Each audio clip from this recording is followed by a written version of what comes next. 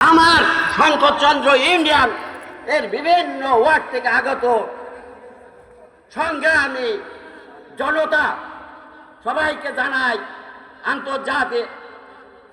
আন্তরিকভাবে বিপ্লবী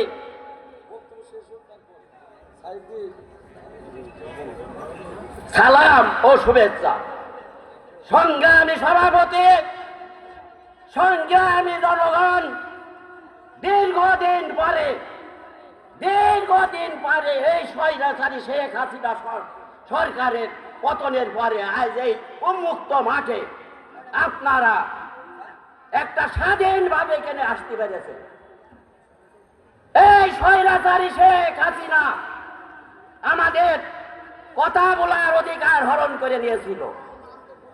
সংগ্রামী জনতা এই 5 আগস্ট সংগ্রামী ছাত্র জনতার দীর্ঘদিনের আন্দোলনের পরে শেখ হাসিনার পতনের পরে আজকে আমার নেতা চুয়াডাঙ্গা জেলার গর্ব, যিনি এই চুয়াডাঙ্গা জেলা বিএনপিকে একত্রিত করে দীর্ঘদিন তিলে তিলে আজকে এই সংগঠিত করেছে, সেই শরীফুজ্জামান শরীফের নেতৃত্বে এই চুয়াডাঙ্গা জেলাকে বিএনপিকে আজকে ঐক্যবদ্ধ করেছে।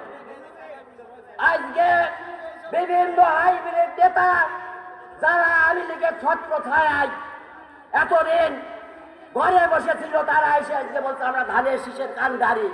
ভুলে যান আপনাদের স্বপ্ন। ইতিমধ্যে আমাদের মাঝে বিশাল এক বন নিয়ে কৃষক